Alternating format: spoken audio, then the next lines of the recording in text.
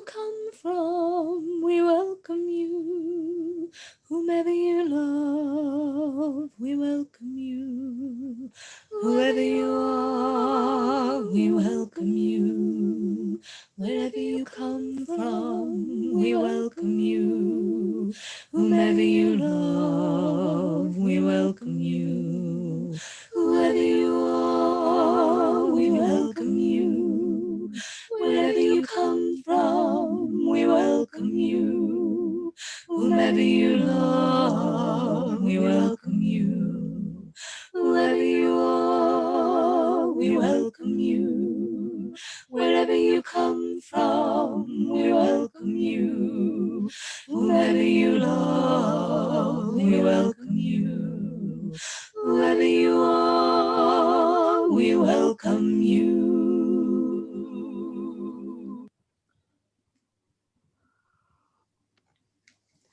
Whoever you are, we welcome you.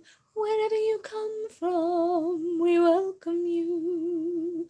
Whomever you love, we welcome you.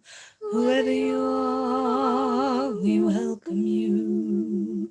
Wherever you come from, we welcome you. Whomever you love, we welcome you. Whoever you are, we welcome you. Wherever you come from, we welcome you. Whomever you love, we welcome you. Whoever you are, we welcome you. Wherever you come from, we welcome you. Whoever you love, we welcome you. Whoever you are, we welcome you.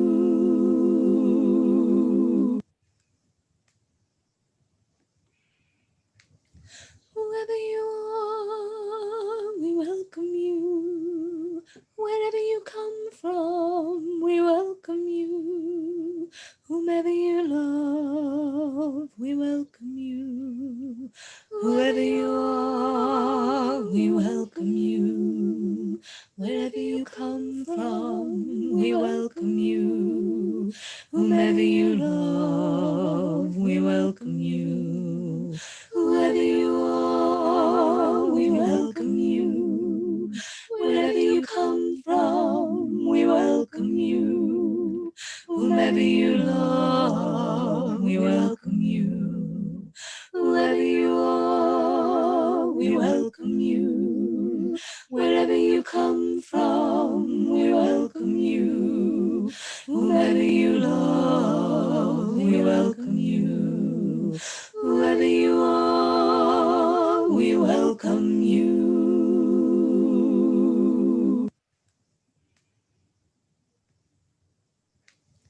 Whoever you are, we welcome you.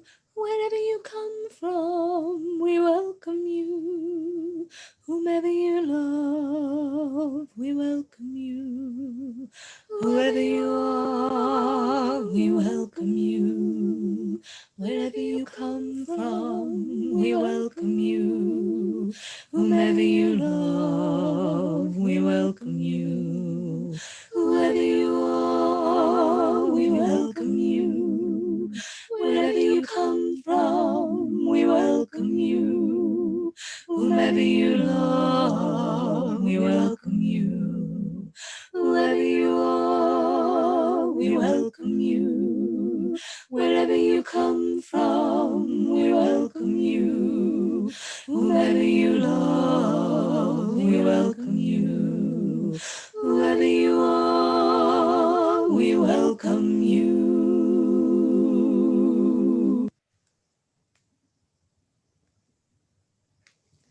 Whoever you are, we welcome you. Wherever you come from, we welcome you. Whomever you love, we welcome you. Whoever you are, we welcome you. Wherever you come from, we welcome you.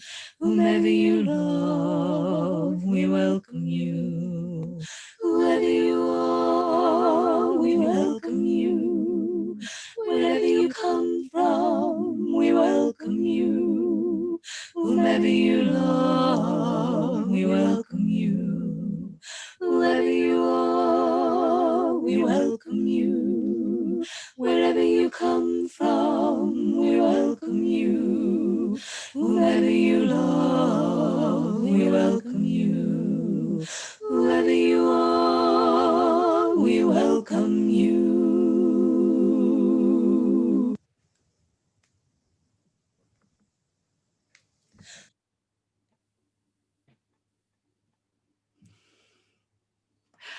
Good morning, beloveds, and welcome to this virtual sanctuary space of the Unitarian Universalist Congregation of Charleston, West Virginia. I am the Reverend Caitlin Cotter Coillberg, minister of this congregation, and I am joined for this service by Worship Associate Kate Jordan, by our music director Hannah Clark, by our tech gurus Neil Chakrabarty and Matt Connolly. We are so glad you are with us today. Whatever grief or gratitude is on your heart today, you are so welcome here. Today is one of our keystone services of the year, our Breaking of the Bread Sunday, when we practice truth giving and thanksgrieving and reframe the story of Thanksgiving as Unitarian Universalists have committed to doing. And we begin, as we do each week in our virtual services, by inviting you into the practice of generosity and giving. Neil, can we have that first slide, please?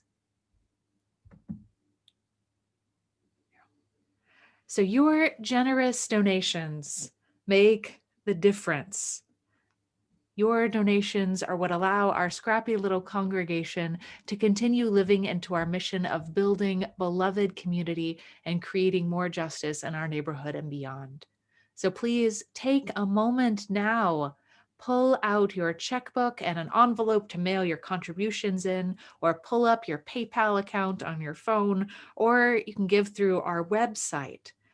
And while you are rummaging around, a couple of other invitations. First, to find a candle and some matches or however else you light candles in your home so that you can light a candle at our chalice lighting moment so that we can all be lighting the flame together wherever we are.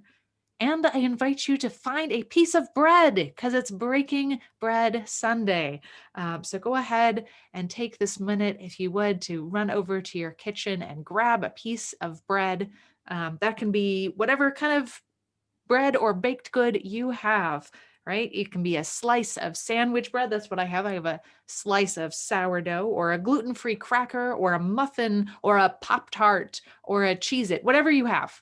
Whatever you had, we're going to have that moment of breaking a baked good open together. So I invite you to go get a piece of bread for later in the service. Remember, beloveds, that our Share the Plate recipient this month is the Unitarian Universalist Service Committee, or the UUSC.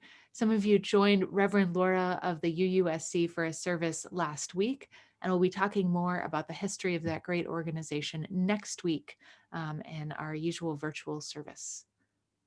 So a few announcements before we get going. First, the rising rates of COVID infection in our community have given us pause. And on Wednesday, the Board of Trustees officially decided to cancel this week's in-person events. So we will not be doing a hike together on Friday, and Sunday's drive-through service will now instead be a normal Zoom service. Yes, indeed, beloved, these virtual services are our new normal for now as we work to keep each other safe. We will still have a Thanksgiving gathering on Thursday morning at 11 a.m. via Zoom, and we still urge you to go outside on Friday. Friday is both National Get Outside Day as well as some other things.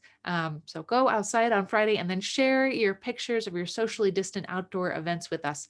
Bonus credit, I'll say extra credit for those of you who like extra credit, is if while you're outside on Friday, you rearrange some natural materials to make a picture of a flaming chalice and send us that. That's like extra bonus cool credits. But get outside on Friday, share your pictures of your socially distant adventures with us.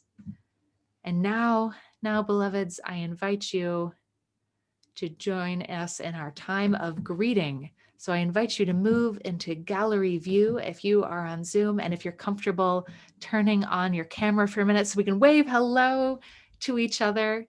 And our question of the day is, what is nourishing you this week? What delicious food are you looking forward to? Or what TV show is keeping your spirits up? Or what in your life is helping to keep you going this week? So if you want to type your hellos and your answer to that question in the chat box. And for those of you on Zoom with me, hello. Remember, this means I love you in American Sign Language, putting our middle two fingers down and pinky and big feet. Yes. Yeah, one more finger down, Penny. Oh, yeah. So the two middle ones go down.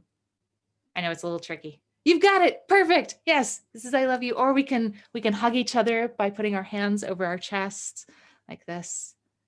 Ah, it's so good to see some of your faces this morning. And for those of you who are joining us via Facebook, I'm so glad you are with us as well.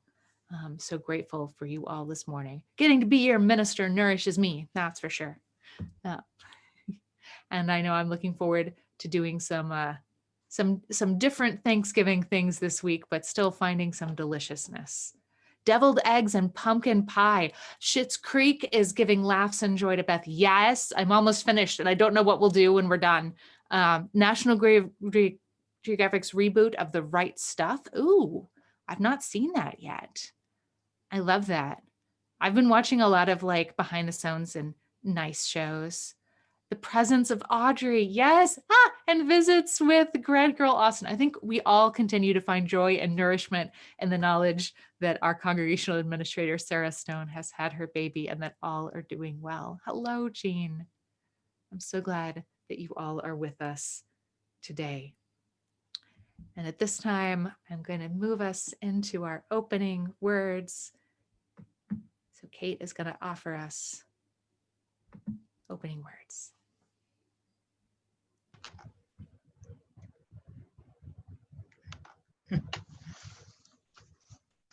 Today's opening words are by Christina Shu. The ritual of welcoming and honoring ancestors is an ancient spiritual practice found in many cultures and traditions. Thus, we begin this ceremony with paying tribute and expressing gratitude to our ancestors. From our histories, our ancestors call to us, asking whence we come and how and whither. We are grateful for their gifts, their lessons, and their challenge, calling us into accountability and responsibility to fulfill their hopes and aspirations for what they dreamed be ours to do. We call on and invoke our parents, grandparents, aunties, uncles, our siblings from across time and place to be here with us. We call on the early Unitarians and Universalists, lay people, and ordained ministers who brought our faith traditions to our lovely state of West Virginia and our beautiful home of Charleston. We call on our ancestors of this very congregation who built, grew, and dreamed this church and this community into being.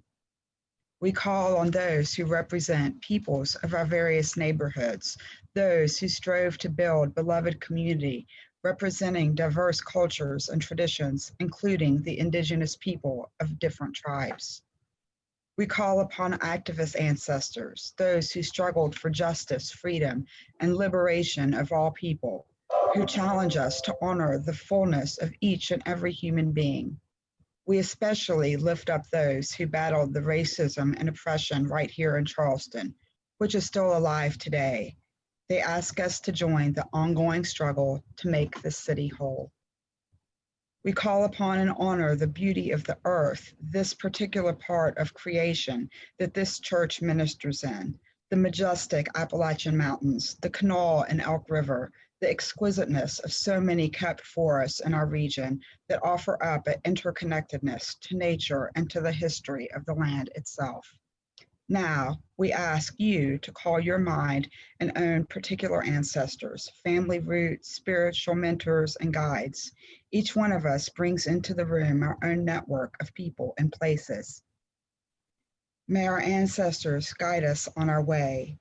May they bless this place and time and work with us in what we are about to do. Please, everyone, join us in saying, ancestors, be with us. Ancestors, be with us.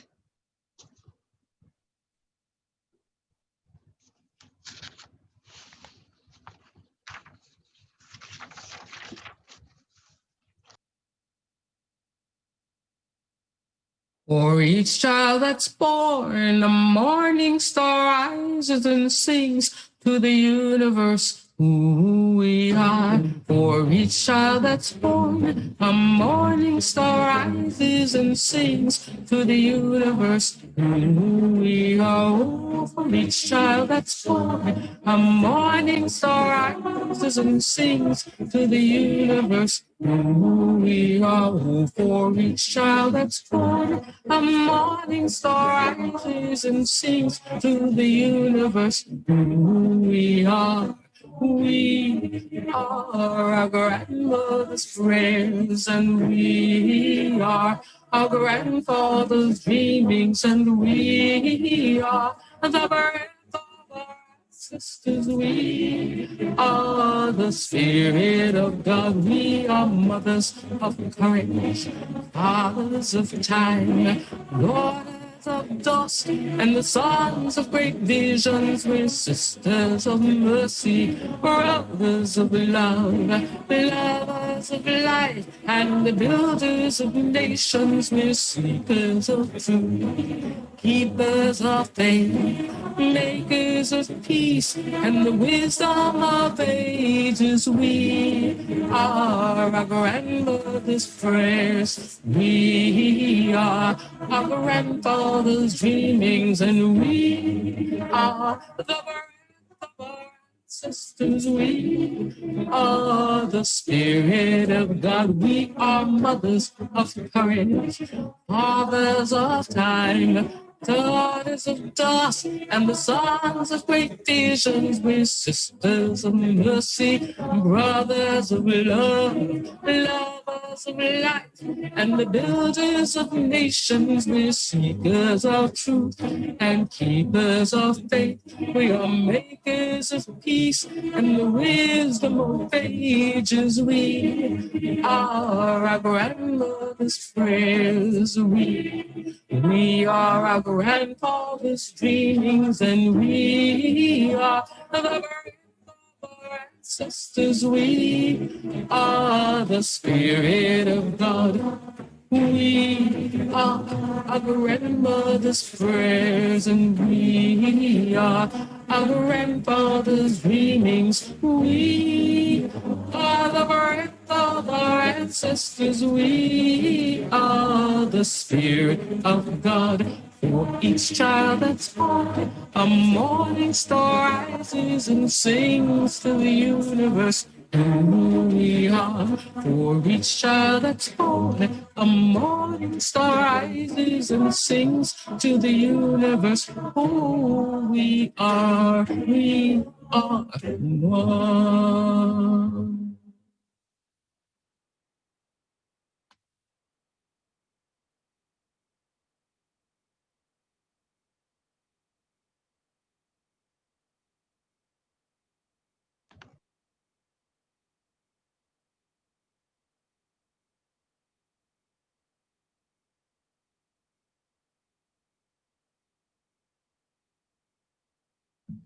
Kate, it looks like you're muted. Can you unmute and start again? Yes. Thank you. Mhm. Today's chalice lighting words are by Melanie Davis. If ever there were a time for a candle in the darkness, this would be it. Using a spark of hope, kindle the flame of love, ignite the light of peace, and feed the flame of justice.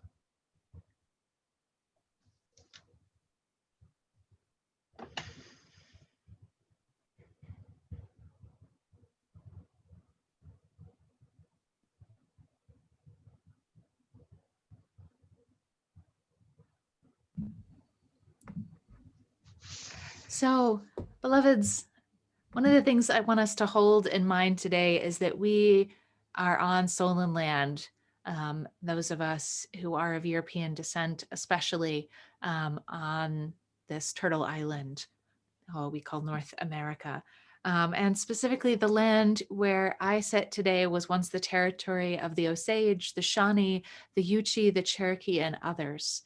So today I wanted to share with you a book from the Cherokee, specifically from Cherokee author Tracy Sorrell, who grew up in the Oklahoma Cherokee lands. And of course, we know why the Cherokee ended up in Oklahoma, that genocidal action known as the Trail of Tears.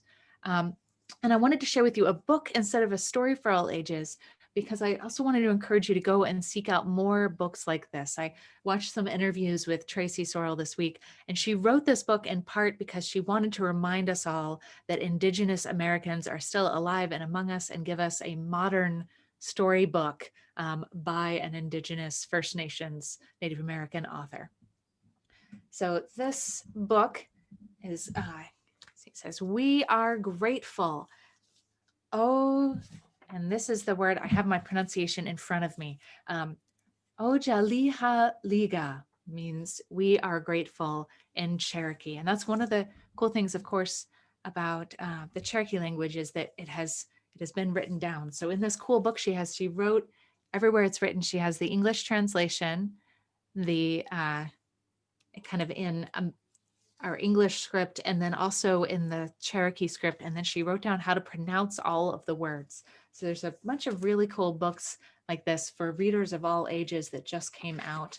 And this one is about gratitude, which of course the Cherokee, like the Wampanoag people who we'll be talking about a lot today, practice all year round. For them, Thanksgiving is not a one-day event, right? It happens throughout the year. So Tracy wrote, "Cherokee people say Ojaliha Liga to express gratitude. It is a reminder to celebrate our blessings and reflect on struggles daily throughout the year and across the seasons." I should say Tracy Sorrell's friend, Frene Lesick, did all of these illustrations. So they collaborated very strongly on all of this book. So the next Cherokee word she offers us is Oli Go Hasdi, which is fall. When cool breezes blow and leaves fall, we say Ojaliha Liga. We are grateful. And you can see in this illustration, there's a few things that are important to the Cherokee people, like the pileated woodpecker, which is native to the eastern woodlands and used to be a symbol of war, and now is often used as a symbol in Indigenous games, and the dog who belongs to the illustrator you'll see throughout this book. It's like, so here's some people of the Cherokee Nation out for a walk enduring fall. As shell shakers dance all night around the fire and burnt cedar scent drifts upwards towards the great new moon ceremony. As we clean our houses, wear new clothes, enjoy a feast, and forget old quarrels to welcome the Cherokee New Year. And this is the author's favorite illustration. This is a dance that's done at the ceremony. And you can see this guy is the worship leader there, the dance leader who is leading them in this dance, everyone of all ages dancing around the fire.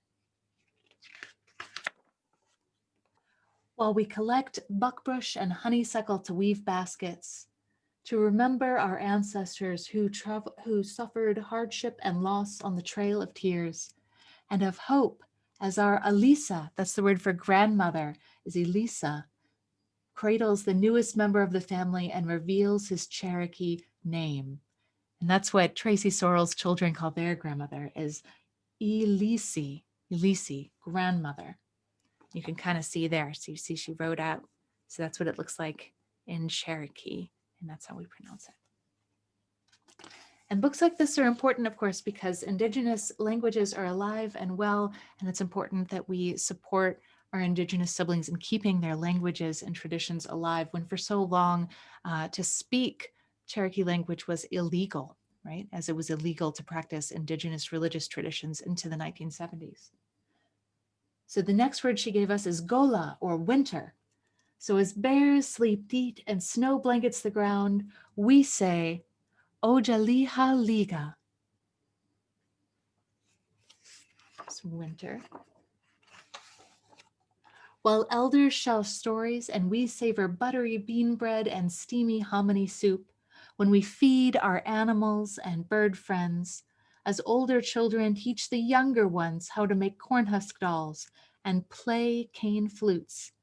And you can see there's a pileated woodpecker in the background right there. You see it?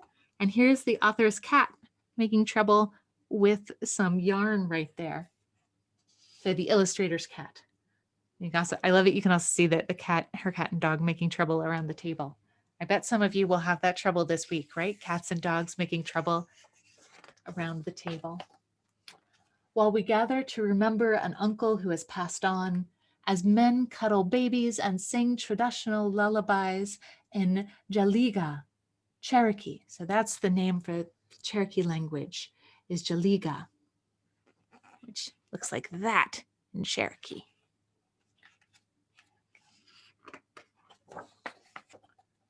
The next word we're given is Gojia, spring. When showers fill streams and shoots spring up, we say, Ojali Haliga. We are grateful.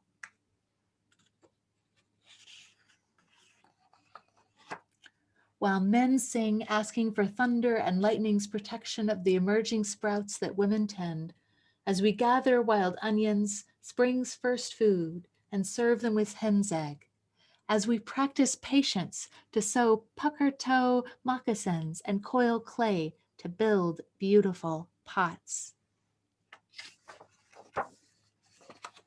As we plant ani, strawberries, and ancestral stories, sweet smelling reminder not to argue with each other. And the word for that, so ani, is the Cherokee word for strawberry, and strawberries are very important to the Cherokee. As we embrace a clan relative headed off to serve our country, which is a reminder, right, that our First Nations people, Indigenous, or Native American folks serve in the military at a higher rate than any other demographic. And our next word is Goji, summer. As the crops mature and the sun scorches, we say Ojaliha Liga. When we grasp our gigs and wade into the cool creek to catch crawdads for summer, as we sink our teeth into the season's first harvest at the green corn ceremony, while we click-clack sticks, chase a small ball, and fling it high in the stickball game pole. So remember I said that the pileated woodpecker, this is the game that she was talking about as a symbol, is stickball. It's this traditional Cherokee game.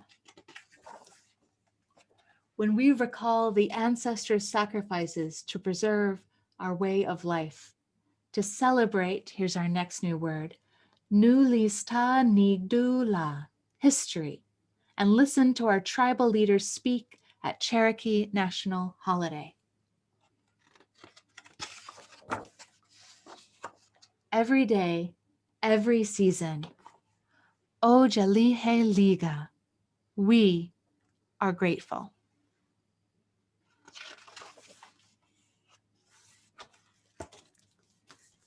And again, that's just one of the many wonderful storybooks you can see. And so if you search books by Native American authors, there's tons of resources out there. There's a great one I'm excited to share with you in another service about the water protectors, for example, who are, of course, modern Indigenous activists working to protect the waters of Turtle Island, of our beloved continent. And I invite you now to join me in singing one of our hymns of the month, I Cannot Think of Them as Dead.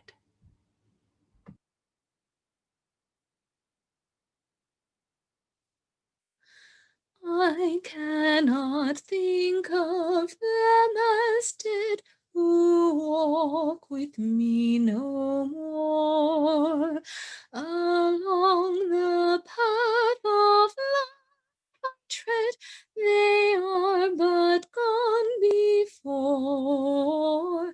They are but gone before.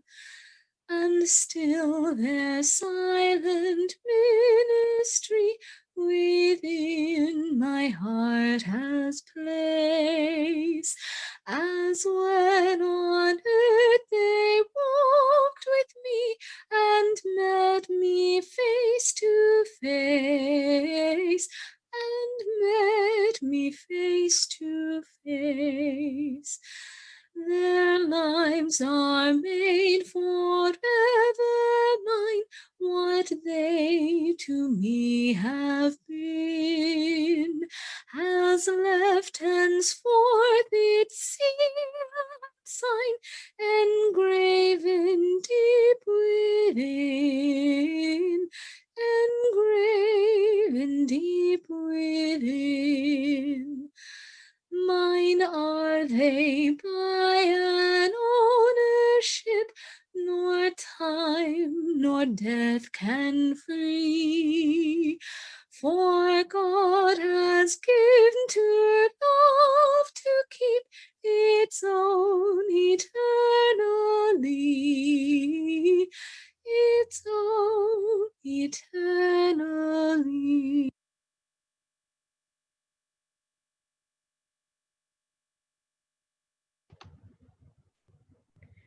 And now I invite you to join me in saying our unison affirmation. Love is the spirit of our faith, and service its law. This is our great covenant, to dwell together in peace and to seek the truth in love and to help one another.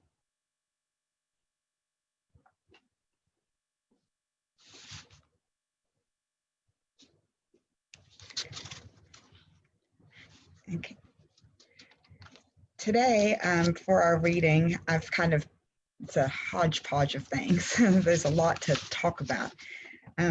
As I was scrolling on Facebook the other evening, I happened upon a picture from someone who had posted a picture of two children at a table.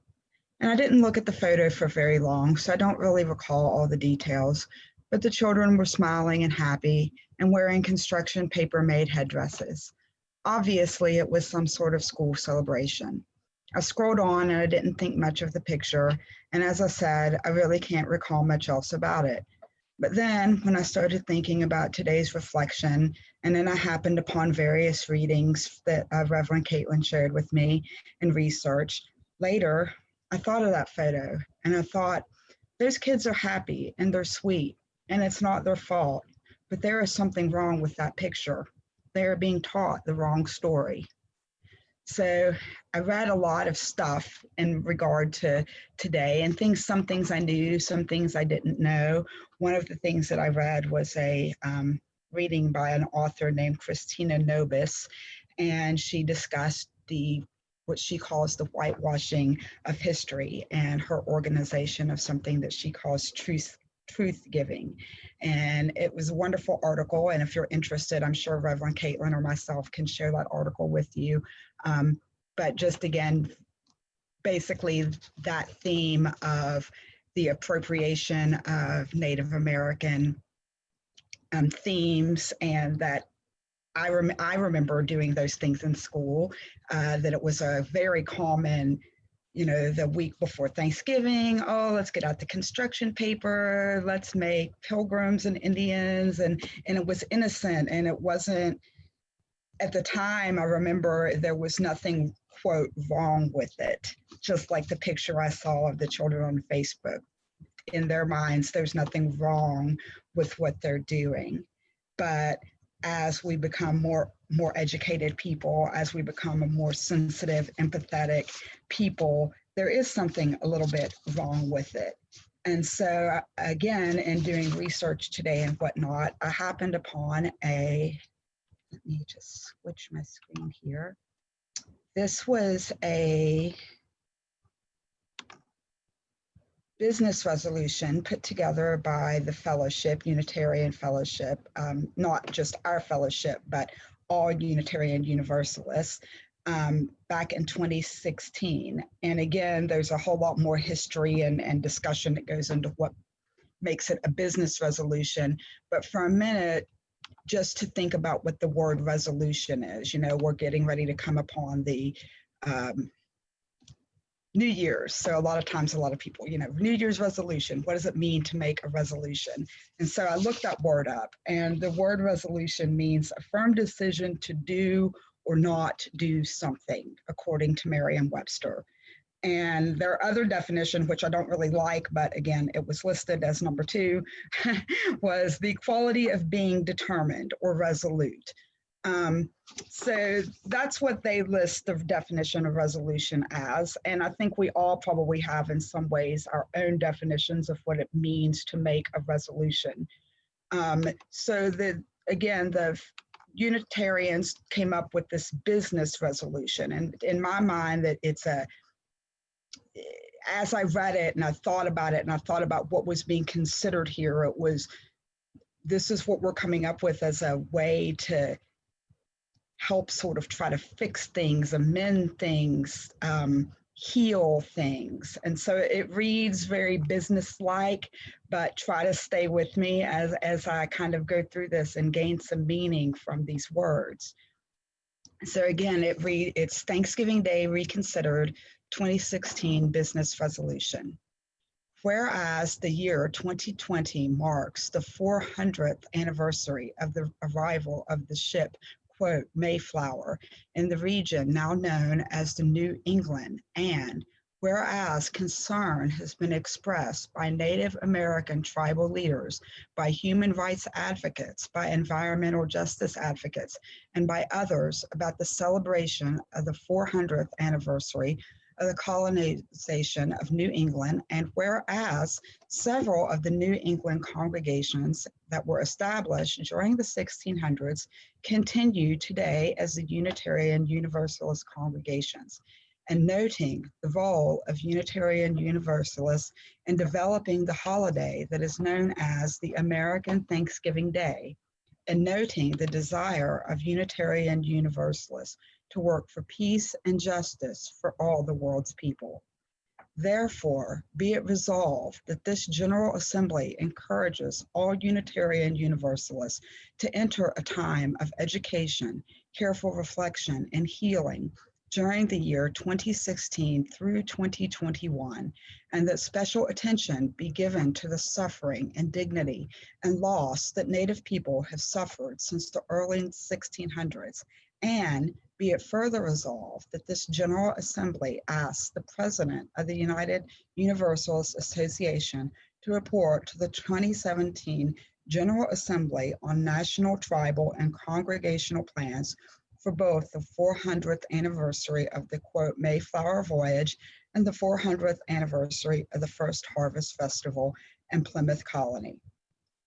And be it further resolved that the General Assembly asks the President of the Association to work in consultation with Native American peoples to present recommendations to UU congregations, districts, camps, and theological schools that wish to observe what is often called the first Thanksgiving Day in America.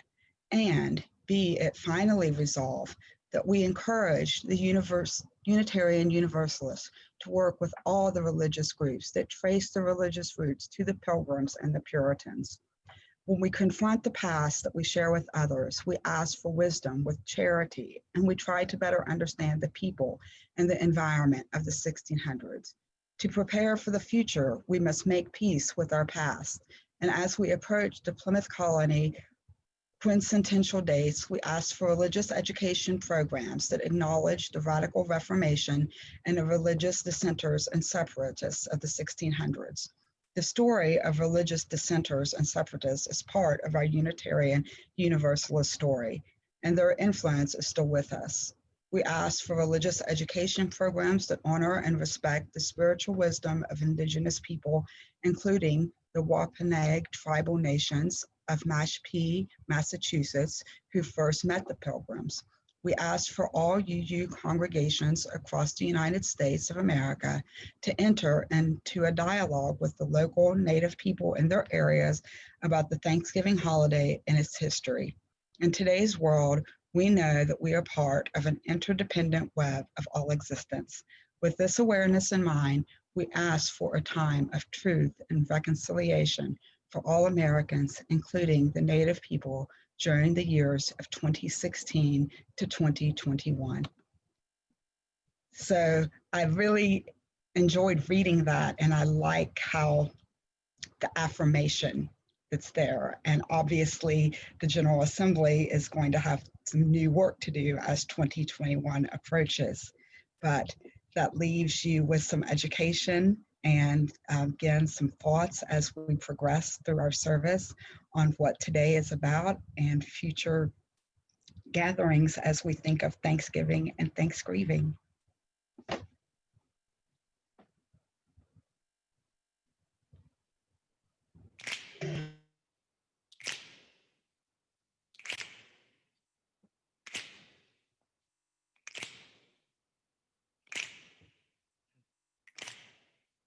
We shall be known by the company we keep, by the ones who circle round the candies.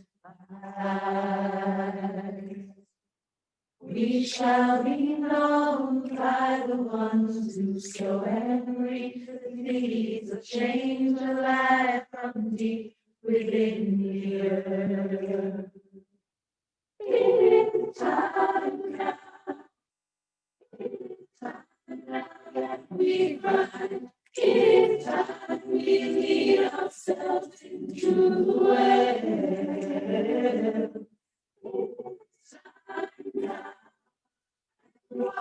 Time to be alive in this great turning. We shall learn to lead in love. In this great turning, we shall learn to lead in. We shall be known by the company we keep, by the ones who circle round to tend these. We shall be known by the ones who sow and reap the seeds of change alive from deep within the earth.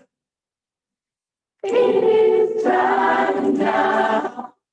It is time now that we run. It is time we lead ourselves into the web.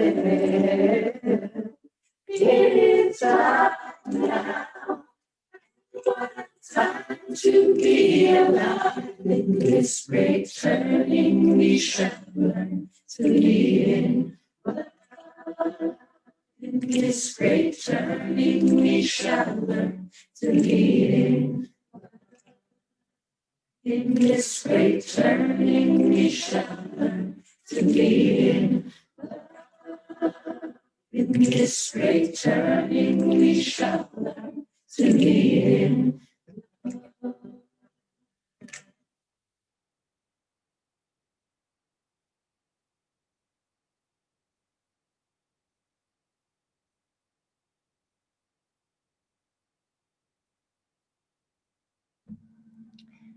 And I love that video for a couple of reasons. One is that it's just very cool. And if y'all had trouble hearing the sound, you can find it on YouTube and hear it a little clearer on your own laptops or devices. And I wanted that reminder that You the Vote, which was our Share the Plate recipient last month, continues and will be continuing into the future, that our work as Unitarian Universalists to support and promote democracy is ongoing.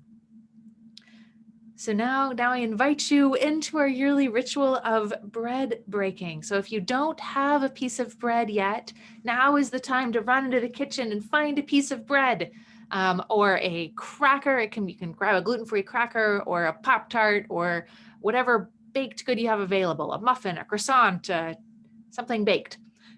All right. So the ritual of breaking bread together is one that has been shared by the human family in various forms for millennia, giving thanks for the harvest, a prayer that the earth will sustain life once again, a tradition connecting the people of now to the people of before. The breaking of bread is an ancient ritual of community and memory celebrated in many different traditions and in many different ways. Today, as we approach the American holiday of Thanksgiving, Thanksgrieving, Truth-giving, we break bread together to celebrate the abundance of the harvest, the hard work of all of those who make our lives possible, and the community that remains connected while staying apart and is gathering, as always, in new and different ways that keep us all safe. This ritual of breaking bread connects us in ways that we can only begin to know through time and space, to our history, to all the people who have looked into each other's eyes across the table or now through our computer screens, to the circle of life and to the earth. So, of course, we are doing our bread ritual a little differently today because the times we are living in call for new ways to lean into the depths of ancient ritual. This is an open ritual of sharing and everyone is invited to participate. So if you haven't already, again, grab a cracker or a pastry or a roll or a cookie, whatever you have, a cupcake, something baked, something in front of you that has been baked. It could be something meaningful, perhaps, or whatever you have on hand. So don't eat it yet. Just have it ready. We are here to give thanks and to break bread together. We share bread made of many grains the earth has brought forth, each different from the other, no two exactly the same. Like the people of the earth, these grains rise from many kinds of earth. Together today, we break the bread of the world. We share the bread of life and peace. Only bread is for breaking. The dignity and worth of each human life is not for breaking. Only bread is for breaking.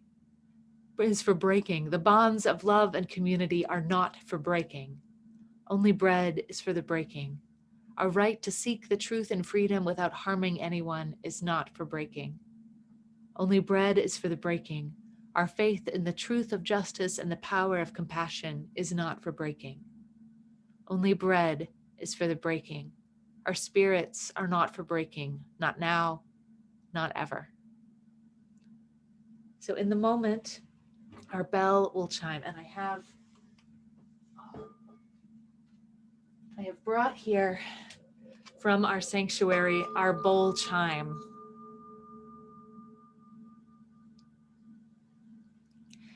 So in a moment, the bell will sound, the chime will sound, and I invite you to break your bread or cracker or Pop-Tart, and with it, allow your heart to break open, to break the bread but not eat it yet.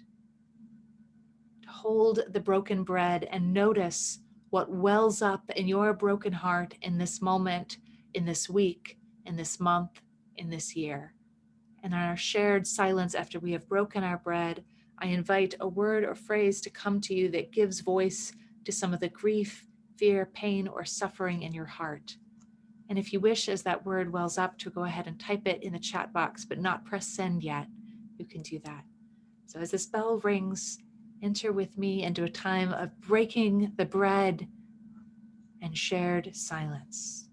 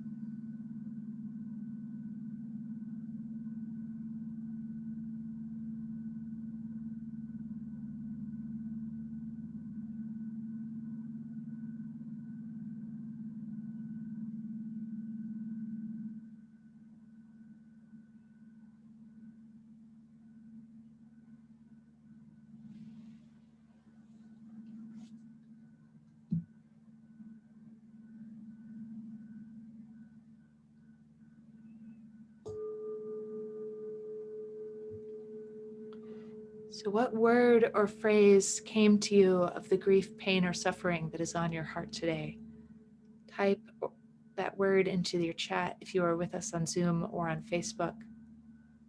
Or if you wish, you can always message it to me or just hold it for yourself. But I invite you to let it go by sharing it with us today.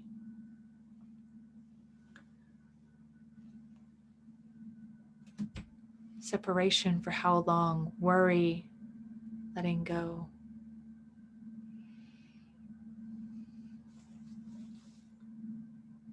I'm thinking about the deaths we've had this year, how many of our beloveds, the disconnection in our nation, yes.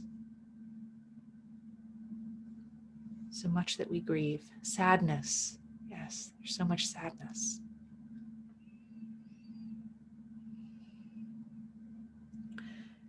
And at the same time that we hold this struggle, this sadness, this disconnection, and feel free to keep typing your words. There is so much for us to be grateful for, so much love and passion, dedication present here between us. Our life together is a community of blessing, and each of us is a tapestry woven of experiences and understandings for which we can be grateful. So even as we grieve the loss of normalcy, the uncertainty, the struggle, the sadness, we also hold gratitude. So in a moment, I will ring the bell again and invite you again into a time of meditation, to hold your pieces of bread and look at them closely. See the miracle of it, made from earth and water, warmed by fire. And as you notice the texture and smell of your baked good, let into your awareness your own gratitude for all that gives you life and sustains you. I wonder what you have to be grateful for in this moment, in this week, in this month, in this year. In that silence after the bell rings, I invite you to allow a word or phrase to form that gives gratitude, that gives voice to your gratitude. And then as the bell rings again, I'll invite you to share that. So we'll ring the bell, enter together into a minute of silence and contemplation and gratitude, and then we'll ring the bell again and share once more.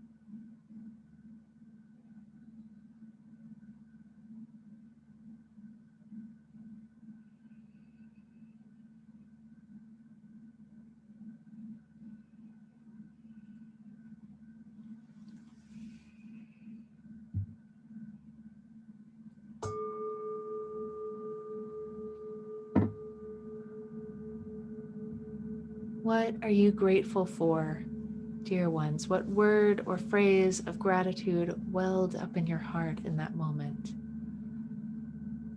For me, I thought of family. The sourdough bread made me think of my family on the West Coast, both chosen and biological. Gratitude for patience, endurance, hope, art, safety. Yes, I'm so grateful that so many of our beloveds are safe and are staying safe and keeping each other safe. Dear ones, may the ceremony of the breaking of bread bring a balm to the ache in our hearts, a brightness to minds searching for light, and a vision to the kind of peace in this world greater than any we have imagined, where all people on the earth can come to a feast that leaves no one hungry or body or spirit, for they are one. With beauty, with love, with all of these wonderful things, we keep going, dear ones. And I invite you once more into a moment of music together. Spirit of truth, of life, of power, we bring ourselves as gifts to thee. Oh, bind our hearts this sacred hour in faith and hope and charity.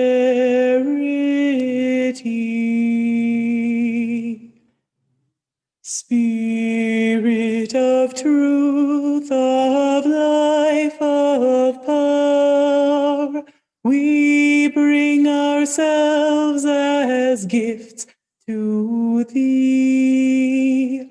Oh, bind our hearts this sacred hour in faith and hope and charity.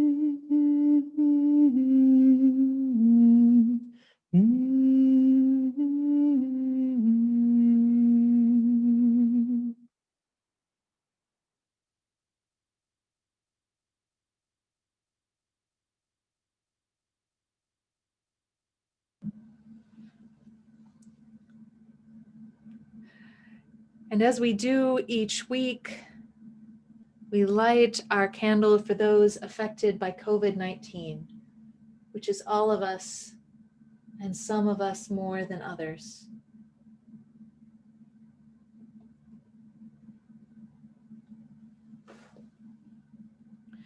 And today, particularly, we hold in our hearts all of our Native American kin and siblings, and our migrant kin, those who are indigenous to this hemisphere, who have been so disproportionately afflicted and affected by this crisis, as well as the ongoing crisis of violence, theft, and genocide against them. We see in many ways how COVID has been part of the ongoing genocide of our indigenous kin. And I invite you now into the spirit of prayer or meditation and offer you these words by Susan Mankell Seal. We speak to the God, the goddess, the spirit of life, the eternal. We speak to the mysterious thread that connects us one to the other and to the universe. We speak to the deep wisdom at the center of our beings. We embody the yearning of all people to touch each other more deeply, to hear each other more keenly, to see each other's joys and sorrows as our own and know that we are not alone, unless we create solitude for ourselves. And even then, community awaits us. Out of our yearning, we have come to this religious community. May we help each other to proclaim the possibilities we see, to create the community we desire, to worship what is worthy in our lives, to teach the truth as we know it, and to serve with justice in all the ways that we can, to the end that our yearning is assuaged and our lives fulfilled in one another. Let us enter again for a moment into the silence of the faith that is unique to each of us and still the same. Let's be silent together again for just a moment.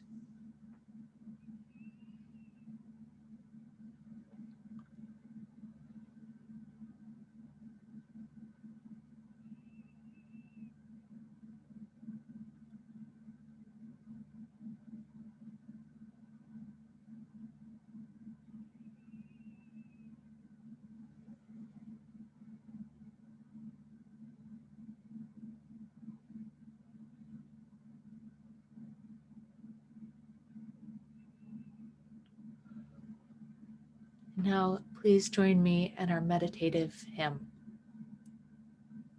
Voice still and small, deep inside all, I hear you call, singing. In dark and rain, sorrow and pain, still you remain, singing. Calming my fears, quenching my tears, through all the years, singing. Voice still and small, deep inside all, I hear you call, singing. In storm and rain, sorrow and pain, still you remain, singing. Calming my fears, quenching my tears, through all the years, singing.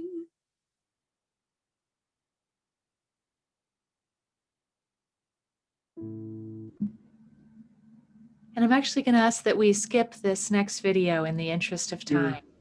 Below the sink. There we go.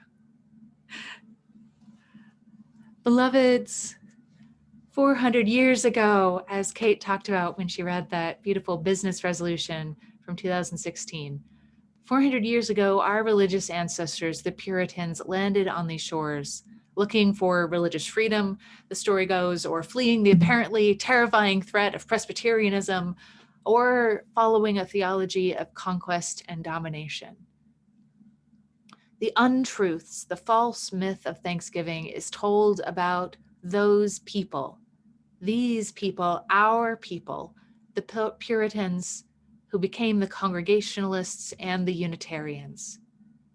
We have a specific responsibility as the ones who inherited what the Pilgrims built, literally inherited what the Pilgrims built. Like the oldest still in operation church in America, the one that's next to Plymouth Rock, that original like Pilgrim church, is now a Unitarian Universalist congregation. We directly inherited that land, that stolen land. So we have a specific responsibility to wrestle with the false story of Thanksgiving. And this is something Unitarian Universalists have been doing all over. So Thanksgiving, right? It's an American holiday with roots in the American Civil War, actually, as we practice it. Now, the holiday that we practice was started during the American Civil War. It was a holiday founded by Abraham Lincoln in the hopes of creating a sense of unity in the midst of heartrending violence. But of course, that's not the story, the myth that most of us grew up with, right? We grew up with this myth that Kate referenced, that I know that the Pilgrims on the Mayflower came here seeking freedom, but weren't prepared for winter. So they were befriended by the Wampanoag, who taught them how to farm in New England. And then they all celebrated. The Wampanoag helped them throw a big party after the harvest. And thus freedom and fellowship were established as the values and virtues of American culture. That's what we're taught of as the first Thanksgiving, right? And again, as Kate said, you probably acted out that story at some point in your school career with hats that the Puritans would never have worn because like they couldn't afford black dye, that was expensive, and buckles weren't even in fashion yet. And feather headpieces made of construction paper that looked nothing like any traditional Wampanoag clothing, and foods, right, that weren't things that they would have eaten at anything that we can reconstruct as a sort of first meal that they would have had together. They probably ate duck, actually, in the one occasion that a Unitarian minister back in the 19th century falsely marked as the first Thanksgiving. They probably ate duck and not turkey. So we do all of these things to remember a meal that didn't happen the way that story goes. And this is a dangerous myth, a dangerous story to tell in that way. Wampanoag activist and artist Hartman Dietz points out, because it creates a justification for white supremacy.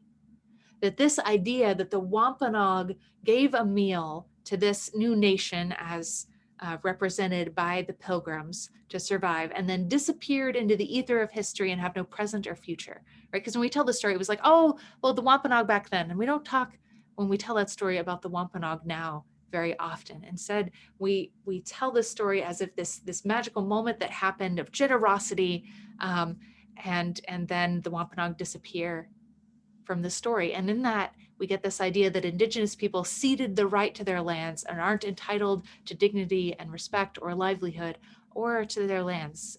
One of the things that was referenced in the 2016 business resolution is, of course, the Mashpee Wampanoag, who are currently in court fighting for the last little bit of the 1% of their ancestral lands, which by right are theirs by treaties that were signed, and which our current federal administration is trying to take from them.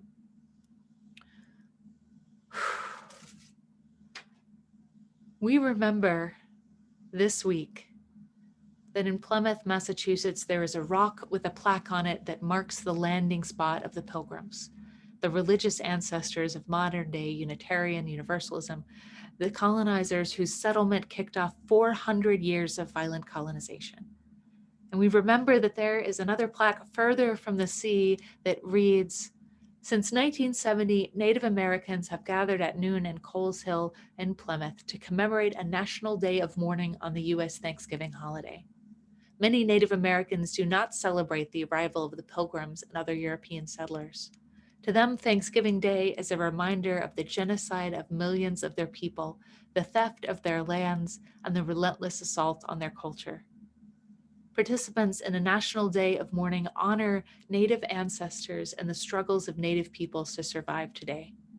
It is a day of remembrance and spiritual connection, as well as a protest of the racism and oppression which Native Americans continue to experience."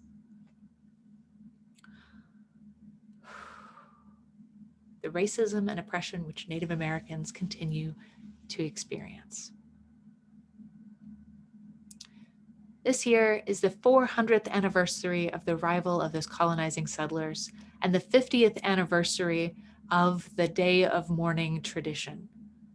Members of our congregation have direct connection to the Day of Mourning plaque, giving us as a community a double responsibility to seek and wrestle with the truth of Thanksgiving, to look at the ongoing crisis of colonization with intention and care and compassion.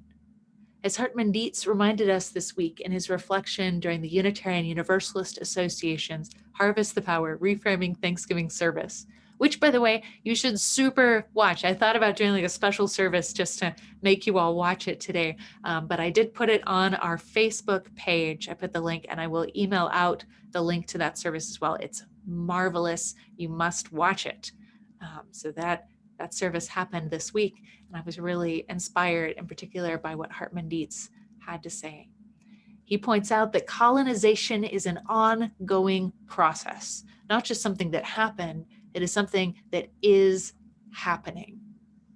And that colonization, right? We talk about how racism happens to all of us. Colonization is part of this racist structure. Colonization happens to all of us as human beings. It turns us into commodities. It's a system of greed and selfishness that takes and takes and takes and takes and measures each of us by how much profit can be extracted from us.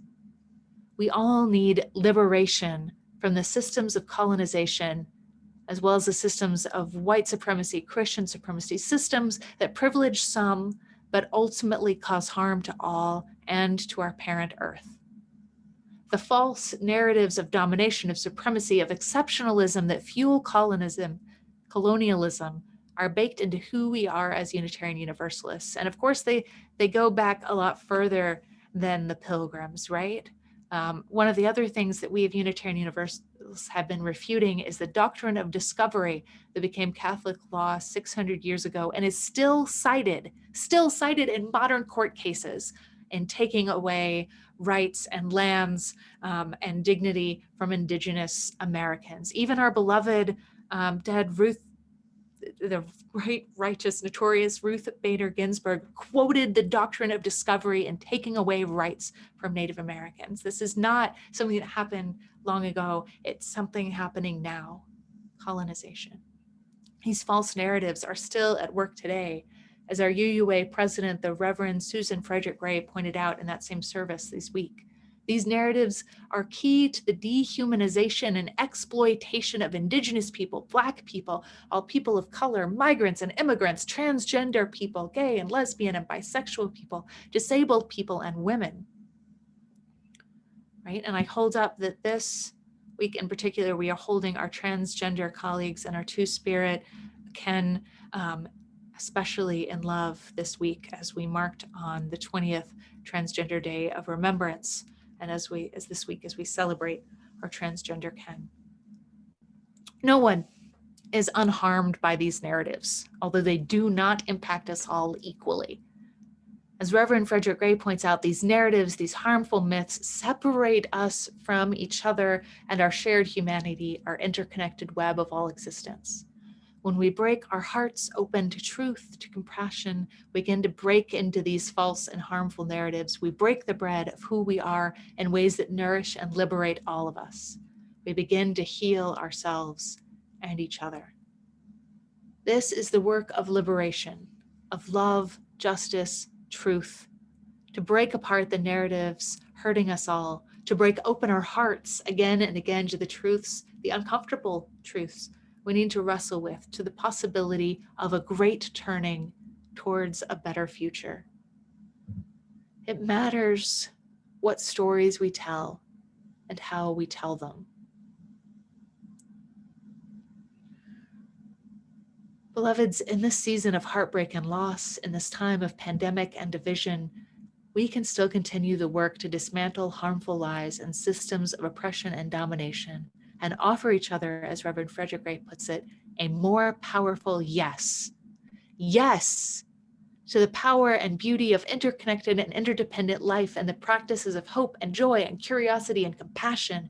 Yes to our responsibility as siblings to the human family. Yes to the work of liberation for ourselves and each other, for the change needed for all of us and our parent earth. And yes to gratitude Gratitude for the beauty and abundance that surrounds us all and our interconnected and interdependent web of life. Gratitude for the possibilities and the promise inherent within all of us.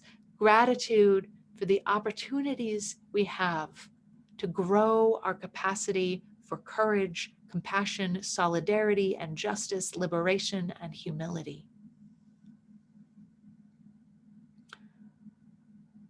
Together, dear ones, we do the work of liberation, of truth-giving and thanksgiving, of being humans together in our beautiful, hurting world.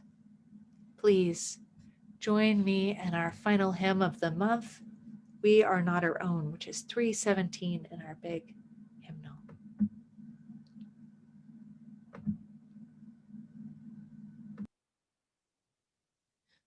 We are not alone. Earth forms us. Human leaves on nature's growing vine.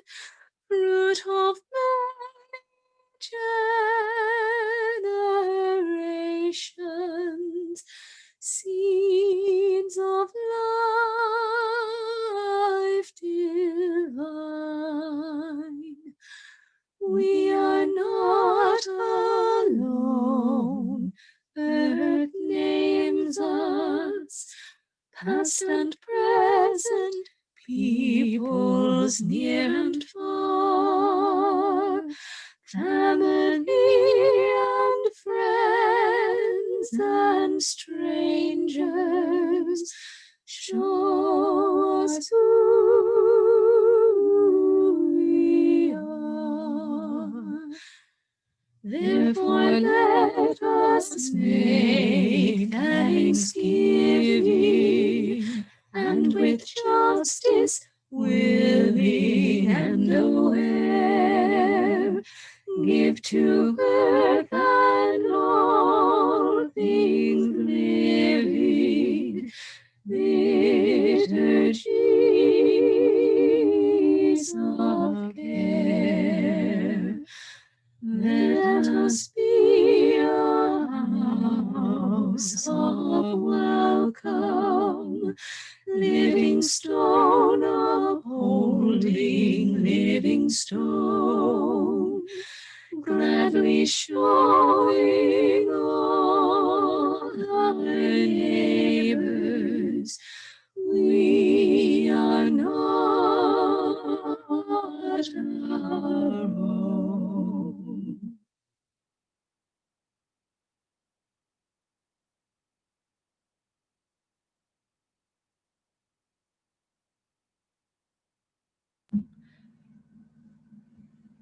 In this time of gratitude and grieving, when infection rates from COVID-19 rising, I invite you, dear ones, to be thinking about what it means to be free and responsible in the big ways and in the day-to-day concrete ways.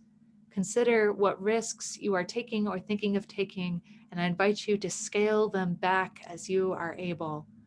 Remember to wear your mask, to keep social distance, to resist taking chances with the health of those you love. If you can stay home, please stay home. If you can get things curbside instead of going into stores, please do so. If you can do a potluck by exchanging food on each other's porches instead of being in space together, please do. If you can gather, please gather outside with masks on, staying at least 6 feet apart. Now is the time to stay safe, stay apart, stay connected as we dream together of a better world. We extinguish this chalice, but not our fire of commitment to our ideals and to each other. Remember, dear ones, you are enough, and you are not alone. Blessed be. And at this time, I'm going to end our recording